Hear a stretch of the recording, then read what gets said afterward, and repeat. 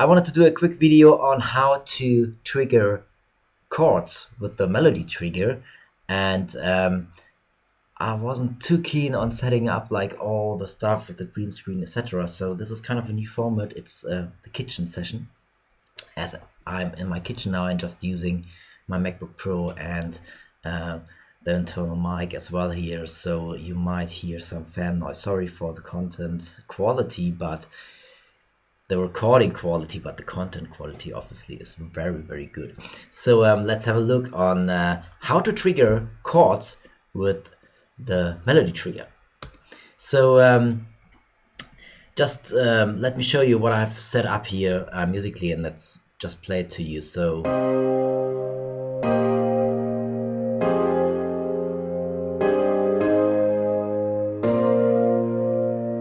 yeah, so I just have 6 notes which are triggering from C-2 chromatically up, and they are all going into 2 more devices. So one would be the endless notes with choke device. So this device will play the note, or the note which is coming in will last until the next note is coming in. Really nice for chords, because you just, for example, hit the trigger pad or the trigger button here once, and the chord stays until I hit it again. Yeah, so this is really cool. If you want to stop the chord, you got a note off button here. So let's have a look on the instrument first. So I got 2 instruments in here and just playing the notes. So this would happen if I'm just playing the notes, sending the notes, I'm triggering into the actual instrument, which is playing here, creating the sound. So in between there is one device of mine which is called the Note to Chords with Scales with Velocity version 2. I'm working on a version 3 because I'm just created a nicer user interface here, and there are little things which needs to be improved, mostly on the UI here. So what is this device doing? So for example, I got a C-2 coming in here. If a C-2 is coming in here, it will trigger the whole vertical row here of notes I've set up. So let's create a new one here just to show you. So I need to activate the row first, obviously, and set the trigger note. The trigger note won't play, it won't be passed through. It won't play a sound. It's just for receiving the note to trigger the notes I can select after here. So for example, I could select the C3 and set up a major scale, and it's not quite right here. What's happening? I need to move this, and then it's setting it up. So C3, D3, E3. So it gives me a major scale, and then I can pick like which steps of the scale I want to be triggered. So I now would trigger C3 and E3, a G3 and a B3. Yeah, nice 7th major chord. So I have some more options here in this device as well. This device is already available. I will post a link down below, and maybe even version 3 will be available when you're watching this, if you're watching this a few weeks later after I posted it. So you can import notes from clips here as well. You got a whole get velocity and velocity section here as well. You can specify for each note a fixed velocity, a random velocity, or using the live velocity you're putting in, and adding or subtracting from this live velocity a few things here. Yeah, okay, so let us turn this off again. So this is actually creating, this device is creating my chords here. So I'm just sending in trigger notes, and those trigger notes are triggering those vertical rows, and they are actually triggering the chords in the device here later.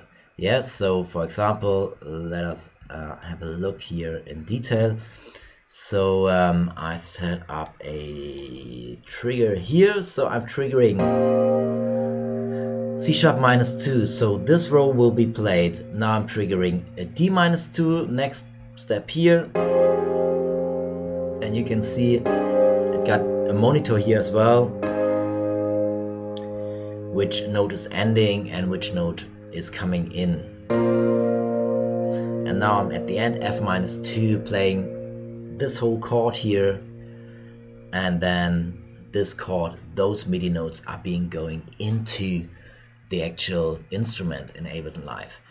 So this would be a really nice way to set up chords with a melody trigger if you still want to stay on MIDI. What is the advantage to stay on MIDI here? The advantage would be if you are using a velocity sensitive controller like a push or a drum pad to trigger the melody trigger, you can still play different velocities, different volumes of this chord. So this would be the advantage. The disadvantage would be that you need like some more devices here, and you are still using MIDI, and the whole instruments needs to be loaded into your Ableton Live set. So this takes up quite a lot of RAM if you have like a big instrument here with a lot of samples. For example, if you got like a sampler or a huge grand piano library setting where you just have lots of samples in here, this is taking up quite a lot of space of your RAM, and it might need, you might don't need this flexibility to play the different volumes here, and yeah, and to have those triggered as MIDI. So what you can do here as well is you can actually trigger, just bounce those chords you are creating into audio and then just trigger the audio. So let me show you how you can set this up. So this would be like the second part, how to do audio chord triggering. So first of all, obviously you need to get those chords as audio, and I'm just gonna do this like really quick and not very detailed. So let's create another track, and let's get the audio from the first track. So I can actually record this now, metronome. So I can record in here my first track.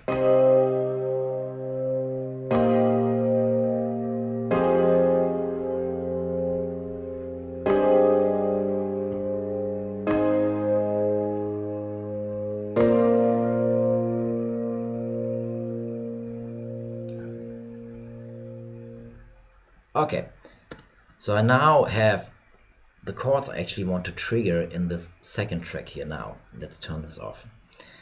So I now just want to cut those samples, and there is a really nice function here in Ableton Live which can do this for you automatically. So you can set right click on this audio recording and say slice to new MIDI track, and this will slice the audio to certain parts. So what you can do here now is, in this case, or you have different presets how to slice it to. So what I'm going to use here as a preset is using the transients. So it's actually detecting when is a new chord, in this case a new chord happening. So I put this to transient, and I have some preset I built in here. There are some presets for built-in zero velocity and for different audio material to use, like a reverse, for example. So you can create your own presets here, but that's a whole different topic. So one-shot slicing, my stuff here, preserve warp time, we don't need this for this use case example. So I'm cutting up those samples now. and you can see I get another track now. So let's get rid of this one. Check. So the second track. So now we get like the chords to audio track here already. So and this is now a MIDI track. So we actually only have those MIDI notes here triggering those different chords, and I got those now in a drum rack, so I can just show you what's happening here. You can hear a bit quieter, yeah, and all those 6 chords are now being sliced to those different parts here. Obviously I want to set some loop here at the end so that the chord stays, and I want to set some choke function here as well. So actually the best thing here would be to loop a region a bit later, not like that it's not always when it's looping the chord to stay longer or to play longer. It's like taking the first bit. So I usually use a sampler for this. So but just to show you quickly, we have the loop turned on and we need the note to happen here again. Yeah, let's convert it and just do it with one maybe. So I'm just converted the simpler to a sampler by right clicking on it, and down here you can say sampler to simpler or simpler to sampler. And now you can set a starting point. Yeah, you can see this, and you can set a loop point here as well. So let's set the loop point somewhere around here, shorten it a little bit, and then there is this fade function. Where is it? Crossfade. I found it. It's hidden down here. Crossfade, actually it is.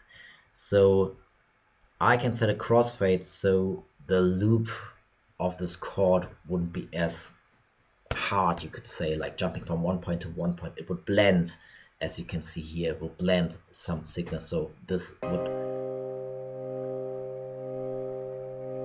yeah, could still start a little bit later. And this is something like which you need to find out with the audio material you are using here. Maybe do the loop even a little bit shorter.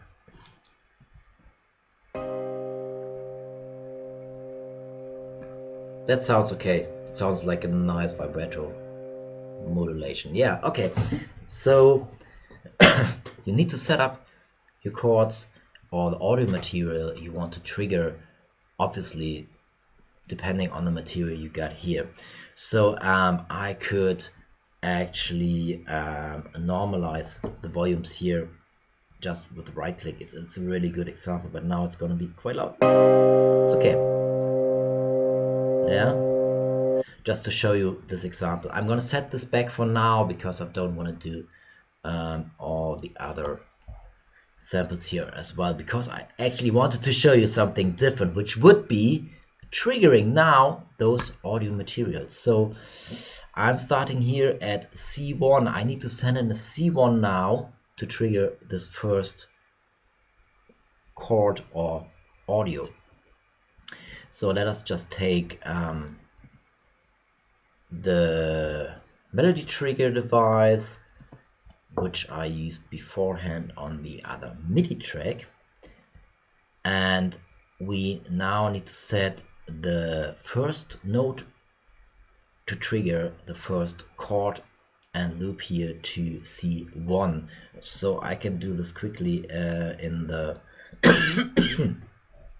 section here, C1, chromatic, apply scale, and now you can see I quickly set like C1, C sharp 1, D1, D sharp 1, E1, F1. So now those notes are triggering those audio samples nested in a drum rack. Let me show you.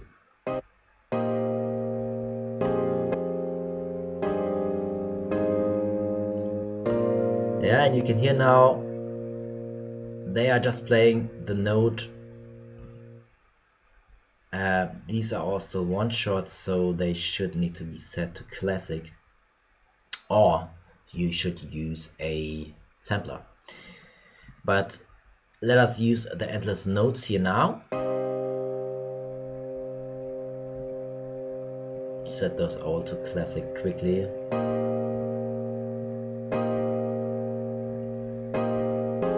And you can hear, yeah, it's because the loop points are set like this, what I just showed you before, with converting, where I converted the simpler to a sampler. It's just some more nice editing here, and you can set obviously the loop point here different as well, and you can set a fade here as well, so you can do pretty much the same in the simpler here as well. So now the problem is, when I'm triggering those samples, they will be triggered and kind of just staying on. It's not a really nice fade.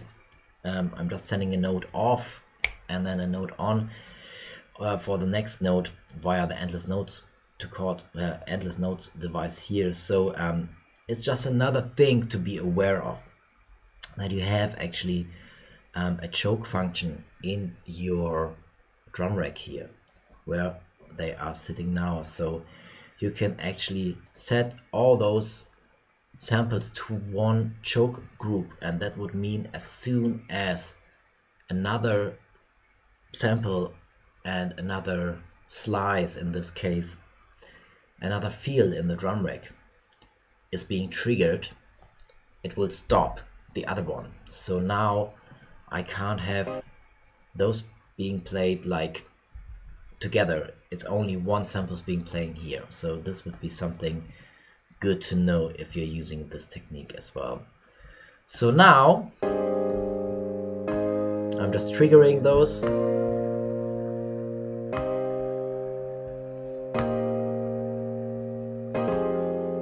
Yeah, you can still could hear that there is still some things to set up here and to do this nice. But just to show you the technique on how to trigger chords with the MelodyTrigger, this would be two ways of doing it, using the Note to Chords device, which I showed you here, Note to Chords with scales. A link is in the video description to get this device. And as I said, not very nice UI here, but I'm working on version 3. This would be one technique, so you will stay on MIDI. If you want to move to audio, and the advantage here would be you would have like less samples you are actually loading in, because you just have now those 6 samples. Actually, it's just one sample you're using here with different reference points in your run. And if you're using a big Ableton live set with a lot of tunes and a lot of songs, you really want to optimize stuff here and not having like, don't know, like crazy amount of instruments in your live set. Okay, I hope that helps and answers your questions of how to trigger chords.